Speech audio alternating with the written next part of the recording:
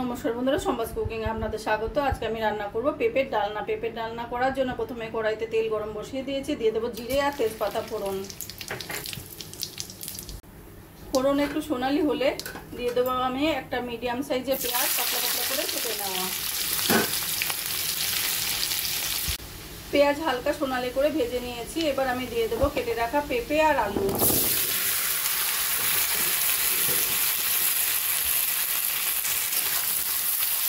পেঁপে আলুটাকে একটু পেঁয়াজের সঙ্গে ভেজে নেব।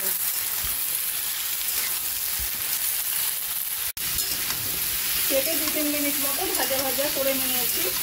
এবার দিয়ে দেবো আমি পরিমাণ মতো নুন, হলুদ, জিরের গুঁড়ো, লঙ্কার গুঁড়ো, দিয়ে দেবো 1 চামচ মতো আদা রসুন বাটা। ভালো করে মিশিয়ে নেব।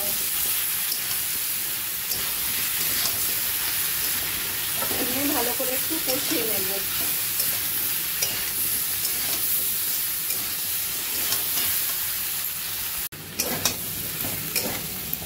মশলা দিয়ে পেঁপে ভালো করে কষিয়ে নিয়েছি।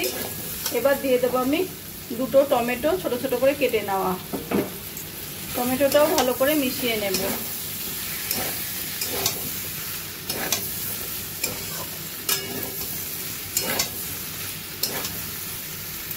মিশিয়ে নিয়ে এবার একটা ঢাকা দিয়ে লো ফ্লেমে আমি রান্নাটা করে নেব।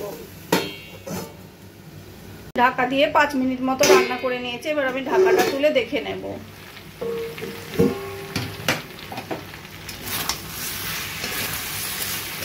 তরকারিটা বেশ সুন্দর কষা কষা হয়ে গেছে আর টমেটোগুলোও গলে গেছে।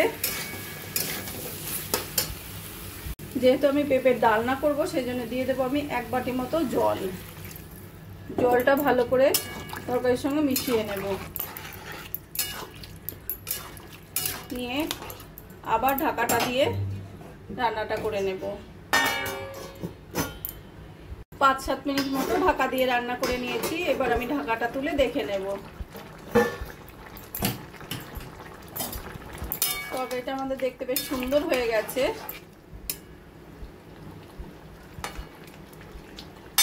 আলুগুলো সুন্দর সিদ্ধ হয়ে গেছে, পেঁপেগুলো সিদ্ধ হয়ে গেছে। এবার দিয়ে দেবো আমি ভেজে রাখা বড়ি। কয়েকটা বড়ি গোটা দিলাম আর কয়েকটা একটু ভেঙে দিয়ে দেব এইভাবে। এবার বড়িটা ভালো করে মিশিয়ে নেব।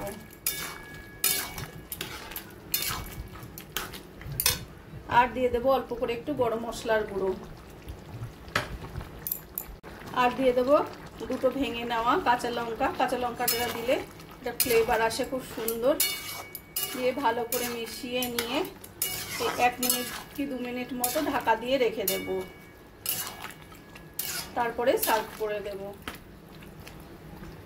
বন্ধুরা, আমার রান্নাটা যদি ভালো লাগে প্লিজ লাইক করবেন আর কমেন্ট করে জানাবেন কেমন লাগলো। আর আমার চ্যানেলে যদি নতুন হয়ে থাকেন সাবস্ক্রাইব করবেন প্লিজ।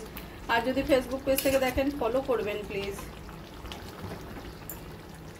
পেঁপের ডালনা রান্নাটা আমার কমপ্লিট হয়ে গেছে। আমার এই রেসিপিটা যদি ভালো লাগে তোমরা বাড়িতে বানিয়ে দেখতে পারো। গরম গরম রুটি, লুচি, পরোটা সবকিছু দিয়ে খেতে অসাধারণ লাগবে।